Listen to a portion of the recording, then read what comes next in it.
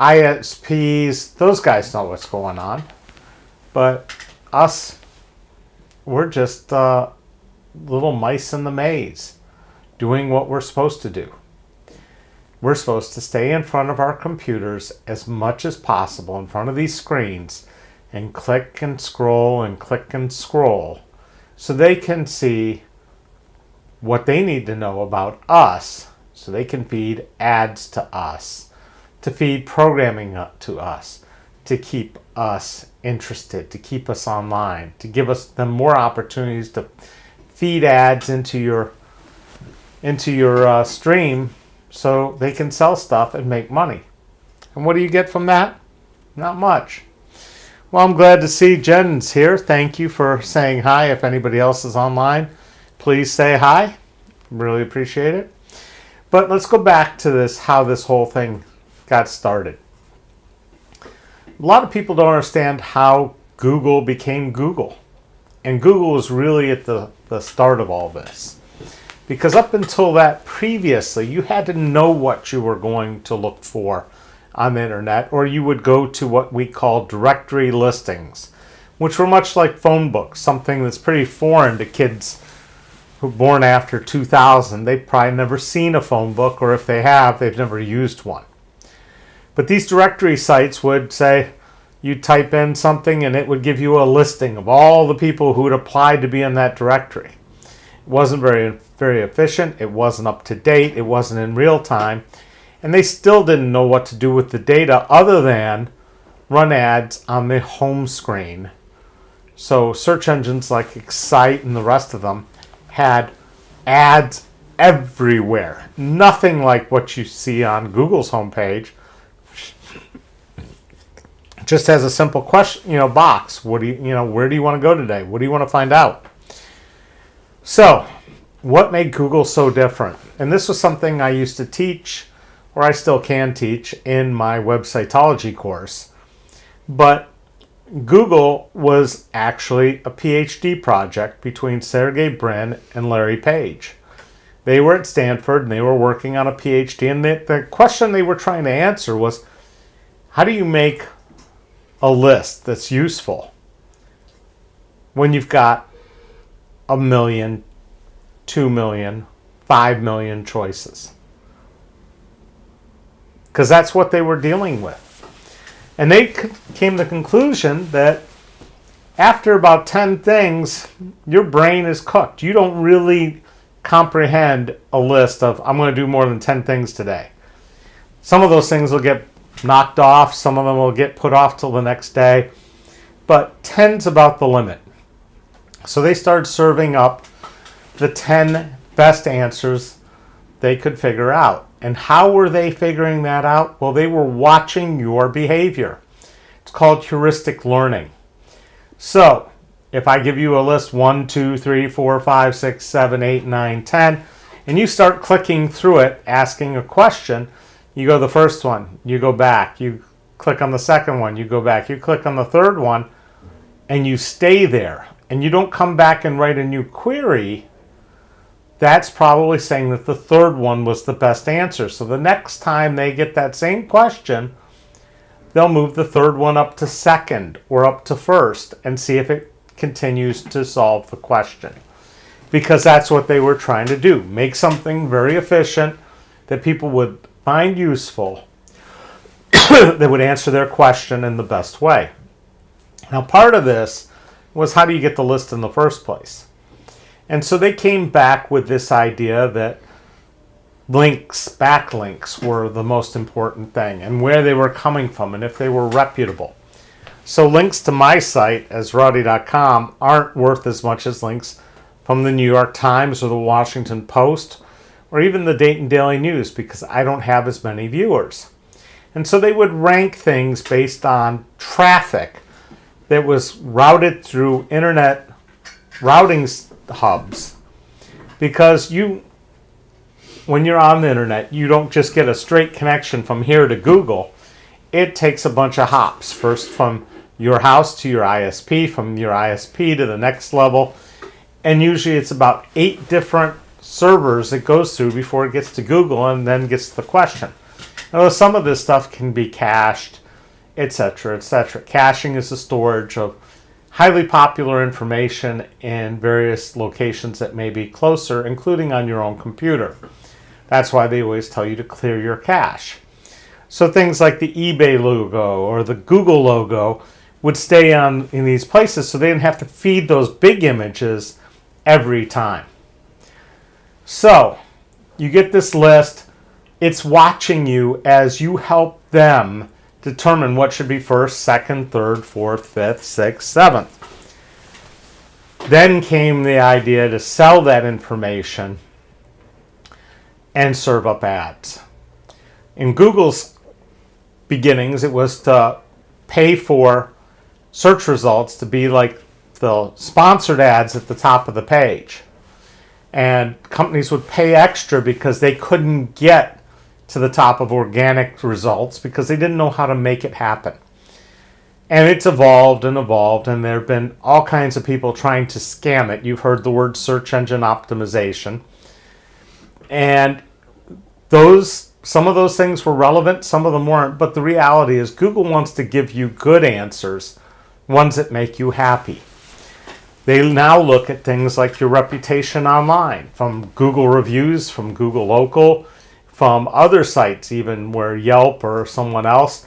But basically, the number one way they get information is by testing on you and see if you stay there, complete a transaction, and come back. So for e-commerce, it's really easy. They can actually see when the person goes to the checkout, buys the thing, then they know that you bought it. And then that goes into their little computer and says, well, they just bought a swimming pool. They'll probably need chemicals next or in the next couple months. So all the people selling chemicals will get charged more to feed you that ad. That's the way it works. So Facebook, they didn't know how to make money at first, and they didn't understand the ad game either. But they caught on pretty quick as time went on. And there was a time with Facebook where I refused to click the like button ever because they were watching my behavior and tuning up what they should serve me based on what I liked and what I didn't like. And it was pretty easy. I don't have to like anything. What I would do was actually write something meaningful to those people.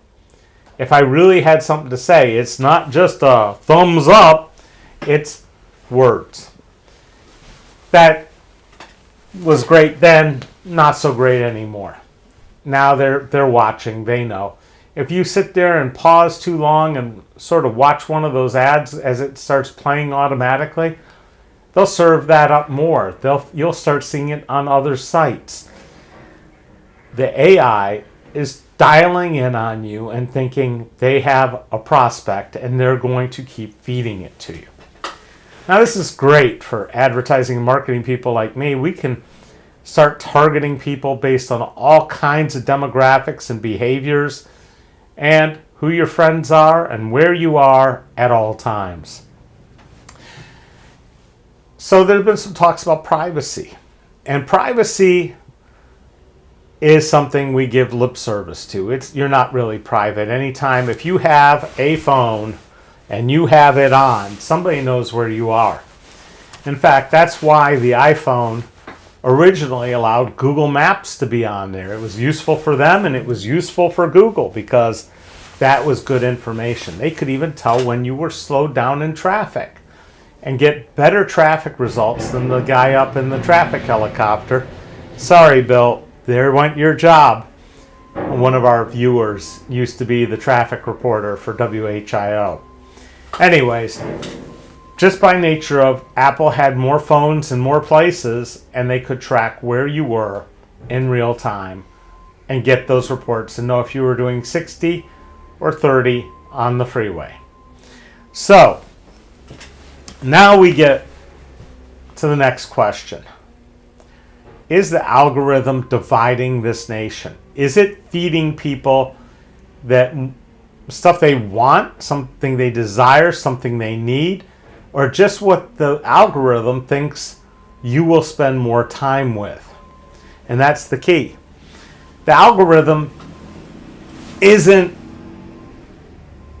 sentient yet.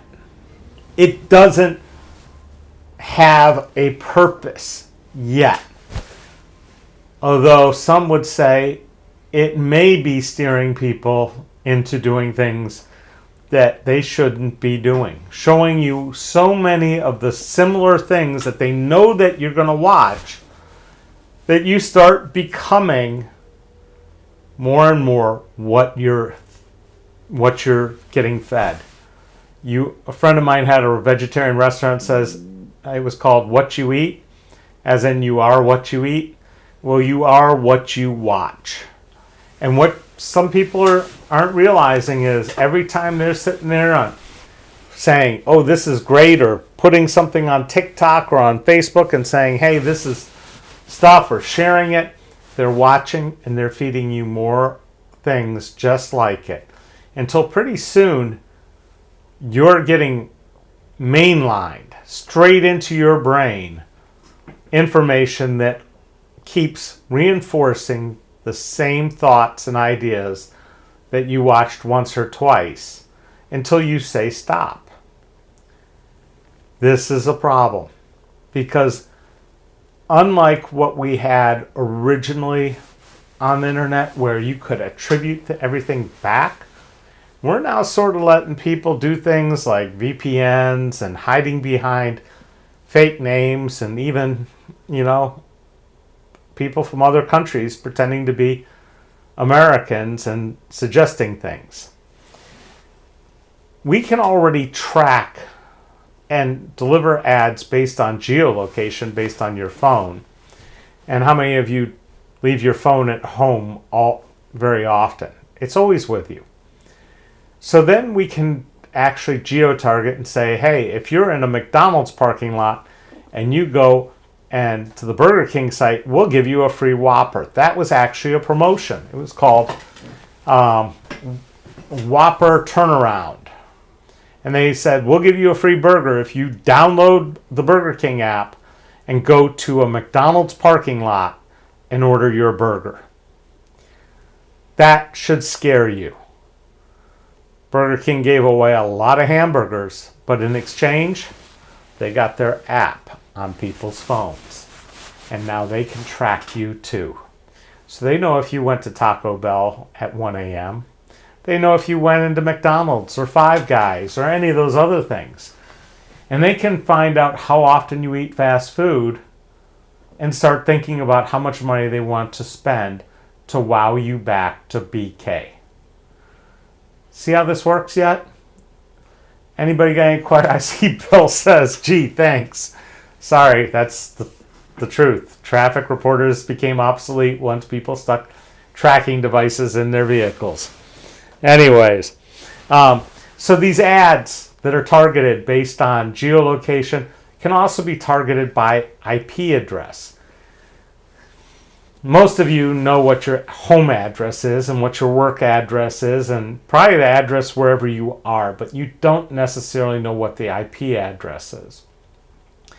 And the IP address is something that is handed out on the internet to every single device that connects to the internet. So if you've got a smart refrigerator, your router, your set-top box, every one of these has a IP address, and most of them tap into another IP that's given to you by your ISP, your internet service provider. And they've actually mapped these things out so that we know what your IP address is at your home. In fact, you've probably seen this when it says, if you turn on Wi-Fi, your geolocation will be much better.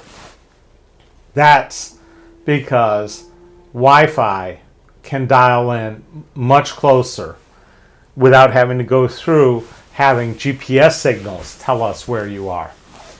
So, first thing you might want to consider if you're really nervous about all this stuff is, number one, stop broadcasting your Wi-Fi's name. Don't give it a name. Don't make it public.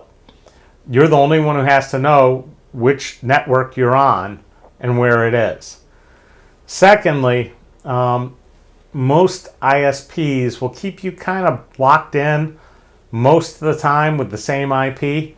But if you disconnect your router every time you go away for a few days, and then you come back and plug in, you may get a different IP address. Probably won't, but you might.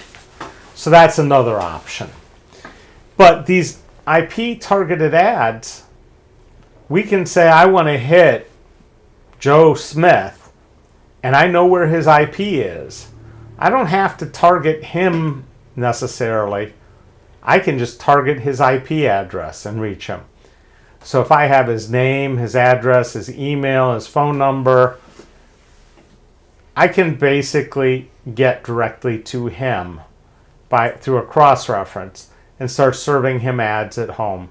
And he won't know any different.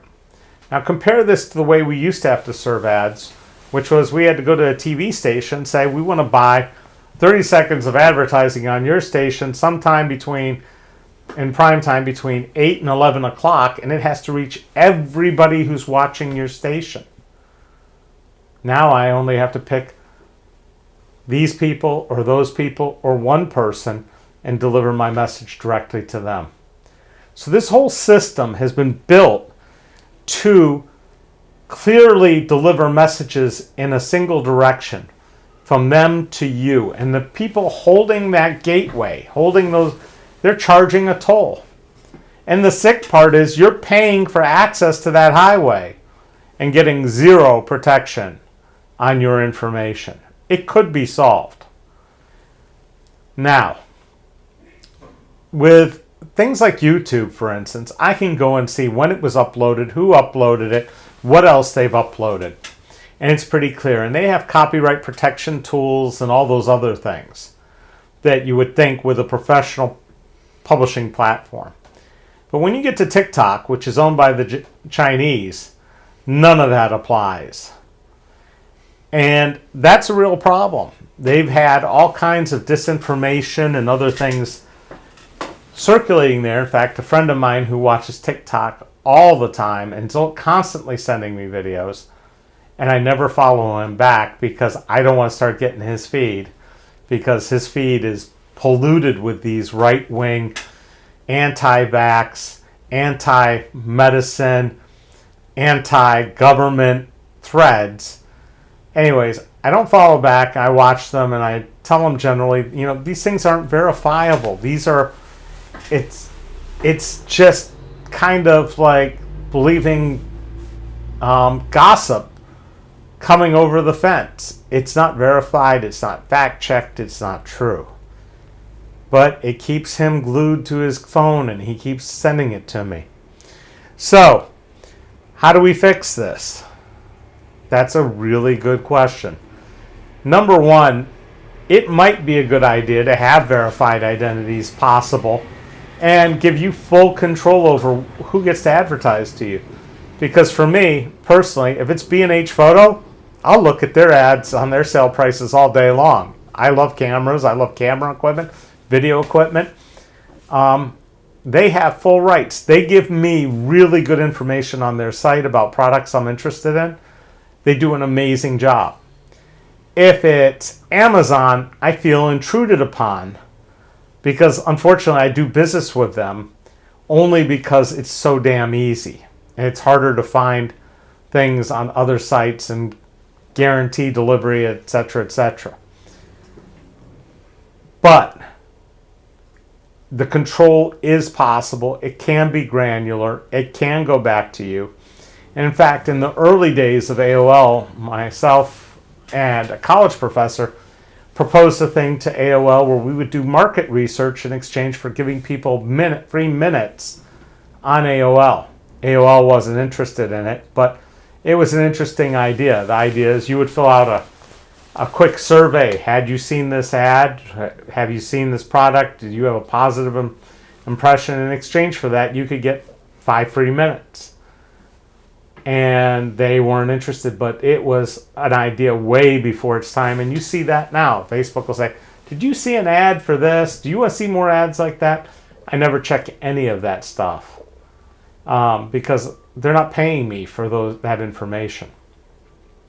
But with the political side of things, we've seen my opponent, Mike Turner, go on and on about the FBI and the DOJ doing unprecedented things to the former president and how the raid was, undefendable and wrong and political purposes. And next thing you know, you got a guy in Cincinnati going down to the Cincinnati FBI headquarters and trying to threaten them and ending up dead. That's probably because his feed is full of this vile, one-sided propaganda from unvetted sources. Remember how Trump told us there was fake news? Well, the only fake news is Fox, and they've been getting away with it for a long time. And lately, Dominion, makers of voting machines, have sued multiple right-wing outlets for defamation, and they're pursuing, and it's looking like they might win, which would be groundbreaking. Because while we have freedom of speech, it doesn't mean freedom to lie, freedom to slander, freedom to say things that are untrue, to scare people. Some point you have to be held accountable. Unfortunately, most of the people in Congress, because we've got so many of them that are 70 years old and older, have no idea of how the internet works. And there are a lot of younger people that still don't know how the internet works or how this whole ecosystem works and how the analytics and the AI is literally splitting apart our country. It's one of the reasons I think I'd be a good person to add to Congress. I have knowledge of these things. I understand it. And I can explain it pretty clearly to even people who are kind of slow how this all works. At some point, we need to take a look at true antitrust so that we can stop one company from having control over so many things. For instance, both Amazon and Google, they charge vendors for position on their site. They've created a whole subculture of people that are willing to post fake reviews. And you know they're fake when you see a $7 shower brush, back brush, with 7,000 reviews. Nobody's that invested in their shower brush. It just doesn't happen. So this is an instance where verified purchase and verified reviews and some sort of tie back to a real person comes in really handy. So that's my little backgrounder on the algorithm, AI, and how all this works. I'd be happy to answer any questions. I'd also be happy to entertain any subjects for our next live stream tomorrow. We're working on getting the word out about my campaign. We've now verified 19 billionaires so far have given to Mike Turner, all from out of state. I haven't gotten anywhere near 19 billionaires donating to me. I don't even know a billionaire. If you'd like, you can donate through ActBlue or on my site at electesrati.com/donate. My platform's on the site. There's lots of information there and on Esrati.com. But the most important thing, again, is subscribe to this channel and hit the notify bell so you know when we're coming on every day at 4 with another interesting topic. And the funny thing is so far we haven't been struggling too hard to find interesting topics. 1, because we read a lot. 2, because there's a lot to talk about. And 3, because this is the only way I'm going to compete with somebody with $1 million in the bank. And here comes our favorite insurrectionist, I-70, saying that I need to review 2,000 Mules. We'll look into that, okay? I might get really tired one night, or maybe I catch coronavirus and I have to sit in bed and stay home, and maybe I'll watch it for you, okay? Does that make you happy? Anyway, we'll be back every day this week at 4 o'clock live. We hope to see you here. Mike Turner's been on all the networks talking all kinds of shit about the